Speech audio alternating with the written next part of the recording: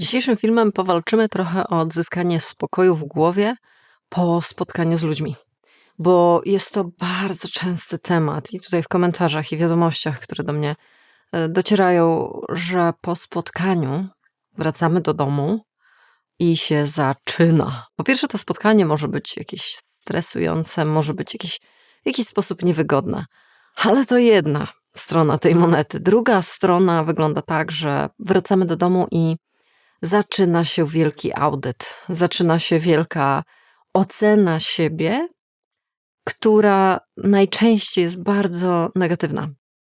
Czyli sobie przypominasz, a co ja tam powiedziałam, a po co to powiedziałam, ośmieszyłam się, ale głupio powiedziałam, ale głupio się zachowałam i tak dalej, i tak dalej. I potem już tylko lawina samokrytyki leci. No więc trudno w tym momencie mieć i odczuwać spokój. Dlatego też dzisiejszym filmem i tak naprawdę 3 punktami pomogę Ci odzyskać ten spokój i nie pozwolić na to, żeby ta spirala ciągle gdzieś tam Ciebie ciągnęła w dół. Tylko spróbujemy zatrzymać w 3 krótkich krokach. Zanim do nich przejdziemy, to chciałabym bardzo serdecznie Wam wszystkim podziękować za to, że tu jesteście, piszecie komentarze, dzielicie się swoimi własnymi doświadczeniami. Tworzymy tą wspólną społeczność tutaj i myślę, że ona naprawdę jest bardzo pomocna dla każdej osoby, która chce dać sobie spokój. I tam zagląda do tych komentarzy. Także wielkie, wielkie dzięki za to. Oczywiście także bardzo dziękuję wszystkim osobom obecnym na Patronite i Buy Coffee. Bardzo doceniam to, że tak mnie wspieracie. A my co? Przechodzimy do kroku pierwszego. Jak odzyskać spokój w głowie po spotkaniach z ludźmi. Krok pierwszy. Zaakceptuj zaskakującą prawdę. Na samym początku mam dla Ciebie niespodziankę. Mam bardzo fajną nowinę z świata nauki, psychologii potwierdzonej badaniami, mianowicie The Liking Up. I jest to zjawisko naprawdę, z którym warto się zapoznać i gdzieś sobie przypominać. Czyli jest to w tłumaczeniu luka w lubieniu i polega to na tym, że bardzo często i systematycznie, co się powtarza w badaniach, gdzieś o wiele bardziej krytycznie i negatywnie oceniamy to, jak wypadliśmy, niż robi to druga strona. Czyli jeżeli spotykasz się z jakąś osobą w jakiejś rozmowie albo na przykład poznaniu nowej osoby, ty właśnie wracasz do domu i się zadręczasz tym, jak to się wygłupiłaś, ośmieszyłaś, w ogóle jak mogłam powiedzieć takie zdanie czy wyraz, czy jak mogłam się tak zachować. Czyli ty oceniasz to na bardzo, bardzo wielki minus. Gdybyśmy mieli dostęp do tego, co myśli druga strona, to możesz mieć dużą dozę pewności, że ona to ocenia o wiele mniej surowo, o wiele mniej negatywnie niż ty. Dlaczego to jest fajne zjawisko, o którym warto wiedzieć? No właśnie jako ta antyteza, jako te antidotum do samokrytyki. Do samokrytyki, do tego, co leci gdzieś tam nam w głowie, jak to wszystko źle na pewno zrobiłam. W tym momencie, kiedy to słyszysz, powiedz sobie, pewnie moje myśli mi kłamią, istnieje takie zjawisko jak luka w lubieniu, jest to przebadane i to jest fakt, a nie wyssane z palca coś, nie wiem, teza. A więc statystycznie najpewniej oceniam siebie o wiele bardziej surowo, niż zrobiła to druga strona i najpewniej we własnych oczach wypadam o wiele, wiele gorzej niż w czyichś. Więc to myślę, że jest fajnym takim punktem startowym do kolejnych kroków. Na zasadzie, nauka tutaj nam przynosi bardzo pozytywne wieści. Trzymajmy się ich i idźmy dalej. Krok drugi. Zrozum mechanizm zamiast się obwiniać. To, co często Ci proponuję na tym kanale, to jest wyjście ze strategii szarpania się ze sobą, czyli gdzieś zwalczania w sobie różnych tendencji, no bo to jest po prostu coś, co prowadzi przede wszystkim do większego napięcia, przecież my chcemy zredukować napięcie, ale po drugie też jest to zwyczajny, chociaż bardzo duży bodziec. A jeżeli gdzieś zaliczasz się do osób wrażliwszych, no to sam sobie dostarczasz, sama sobie generujesz w środku bardzo dużą ilość bodźców do przetworzenia w postaci właśnie tej samokrytyki, tego obwiniania itp., tego audytu wielkiego. no to jest naprawdę ostatnia rzecz, której potrzebujesz. Dlatego na tym kanale bardzo często nie proponuję ci tego szarpania się i walki ze sobą, ale zrozumienia siebie. Bo wtedy, kiedy rozumiemy kogoś, kiedy rozumiemy siebie, kiedy rozumiemy, dlaczego coś ma jakiś kształt i dzieje się tak, a nie inaczej, o wiele łatwiej jest o współczucie, empatię, a więc atmosferę, która jest łagodniejsza, a przez to spokojniejsza. Ta cała walka potrafi ucichnąć za sprawą samowspółczucia. I tego chcemy. A żeby to w sobie wskrzesić, musimy siebie zrozumieć. No i tutaj, w momencie, w którym gdzieś po spotkaniach z ludźmi, po jakichś interakcjach, masz wielki mętlik w głowie i taką samokrytykę i ocenianie i ten natłok myśli i tak dalej, i trudno ci się skupić na czymś innym, no to możemy sobie zapytać, no kurczę, co to za mechanizm, nie? Co to robi? No i tutaj odpowiedź będzie najpewniej bardzo sensowna, dlatego że jest to jakiś mechanizm, który nie stworzył się tu i teraz, ale pokazuje na twoją przeszłość, wskazuje na twoje doświadczenia. A więc jeżeli w przeszłości doświadczałeś lub doświadczałaś wielu odrzuceń, w jakimś sensie brak akceptacji ciebie, brak ciepła, wsparcia, a raczej tendencję do oceniania ciebie, to dobrze wiesz, jak to jest przykre. Dobrze wiesz, jakie to jest trudne do przejścia i jak wiele to kosztuje. A co to oznacza? No to oznacza, że twój organizm nauczył się włączać alarm. Żeby to jakoś okiełznać, żeby się jakoś przed tym ochronić, żeby w jakiś sposób sobie poradzić z tym ciężarem, jakim jest ocenianie lub odrzucanie. Więc twój mózg nauczył się, że bycie ocenianym to jest śmiertelne zagrożenie, to jest gigantyczne zagrożenie.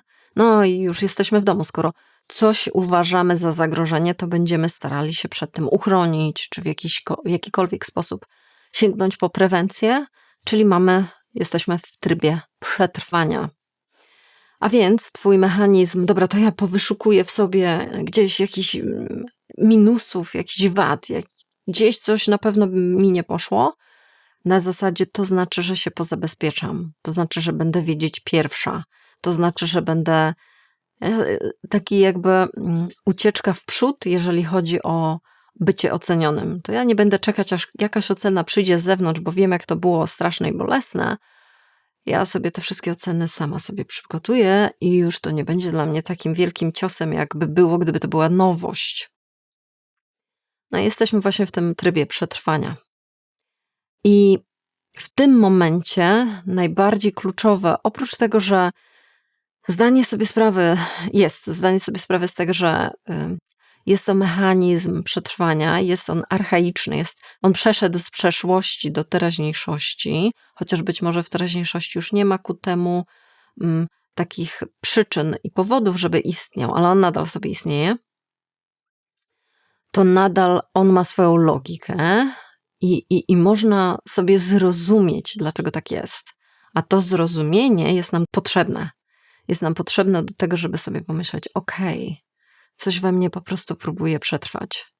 Coś we mnie jakaś część mnie próbuje przygotować się na cięższe momenty, bo te cięższe momenty kiedyś były. I dobrze pamiętam, świadomie lub niezbyt świadomie, jak jest trudno, jak bardzo to boli. Zrozumienie tego mechanizmu jest pierwszym krokiem do powiedzenia, widzę cię, moja głowo, co ty teraz robisz? Próbujesz przetrwać. Myślisz, że dalej jesteś w jakiejś dżungli, gdzie musisz sobie poradzić, gdzie jest tylko i wyłącznie niebezpieczeństwo. I tutaj już już wchodzimy na ścieżkę. Dobra, widzę cię. I już jesteśmy bardzo blisko do tego, żeby sobie jeszcze powiedzieć, bo to jest bardzo dobry trop. Dzisiaj jest inaczej. Już nie jestem 5-latkiem, 10-latkiem. Jestem dorosłą osobą, a to, gdzie jestem, nie jest dżunglą.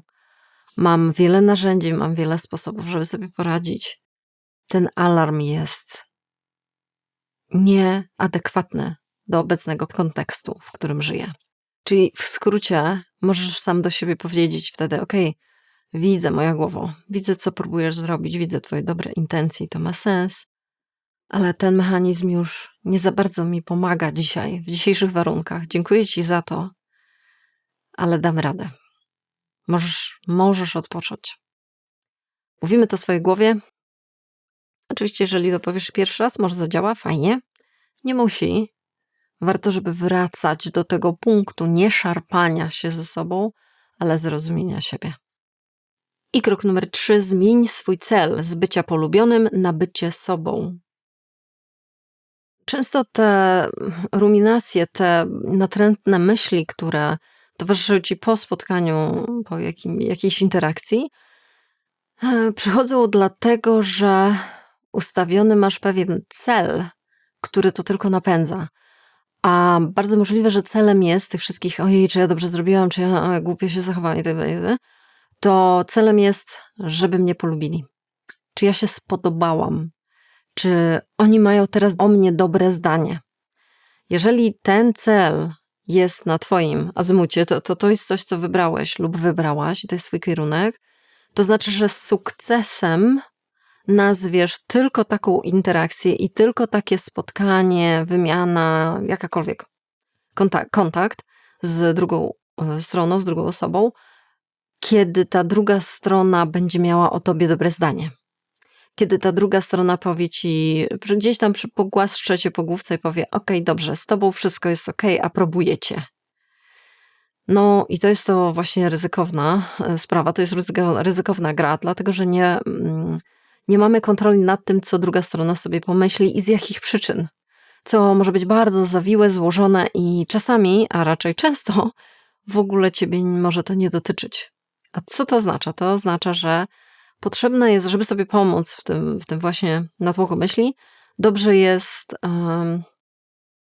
przeprowadzić tak zwaną redefinicję sukcesu, swojego osobistego sukcesu, czyli kiedy wracasz do domu i skupiasz się tak, czy oni mają o mnie dobre zdanie, no to mamy już jest z górki, nie? Już jest pozamiatane.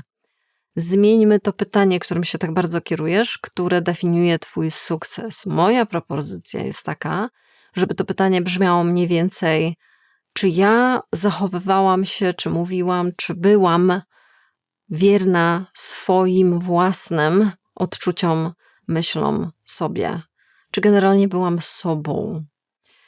I ta definicja sukcesu zupełnie zabiera jakby tą władzę sprawczą z rąk innych ludzi, a oddaje je w nasze, czyli w te prawowite.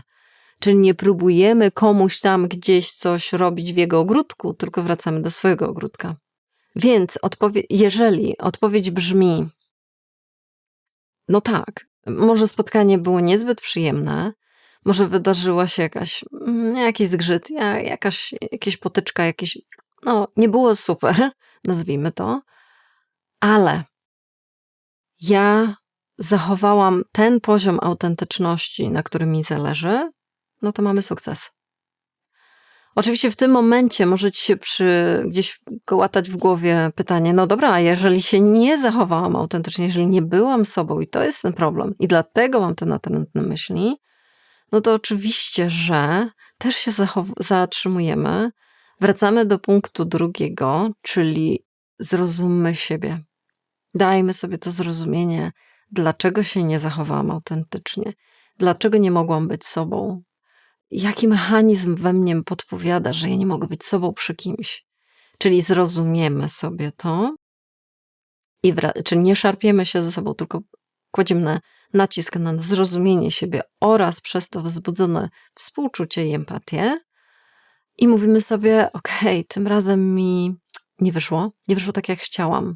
Następnym razem postaram się o te 5% gdzieś więcej wskrzesić w tym wszystkim autentyczności. Trochę po prostu wyraźniej o sobie coś powiedzieć, wyraźniej zaznaczyć granice, wyraźniej wyrazić swoją opinię. I to tyle. I ten cel bycia z sobą, to jest dosyć kolos, nie? Szeroki, więc możesz to zawęzić na zasadzie, czy wyrażałam swoją opinię, czy wysłuchałam tej osoby i nie wtrącałam swoich 5 groszy. Czy gdzieś byłam współczująca i wyrozumiała? Może to jest twoją wartością, może to jest twój cel jakby w kontakcie z ludźmi, więc tutaj warto ocenić, o co mi właściwie chodzi. Jak ja bym chciała, żeby ta interakcja przebiegła, co ja bym chciała wnosić do tego stołu, a nie tylko i wyłącznie, czy oni mnie polubili. Czy oni mnie polubili, czy oni mnie odrzucili przypadkiem. Także jak widzisz, tutaj jest zmiana tego, co jest dla mnie tym celem, co jest dla mnie sukcesem. Bardzo mocno wpływa potem na nasze samopoczucie, a to oznacza, że wpływa na to, co nam do głowy przychodzi i co nie chce z tej głowy potem wyjść. Podsumowując, przestańmy być surowym sędzią, który tak naprawdę jest bardzo przestraszony, w związku z tym bardzo wszystko ocenia surowo, tylko stańmy się wyrozumiałym przyjacielem, który potrafi zauważyć tendencje, swoje tendencje, zrozumieć je i gdzieś przyjaznym gestem powiedzieć: okej, teraz możesz odpocząć, nie musisz aż tak bardzo się przygotowywać na jakąś wojnę i szarpać.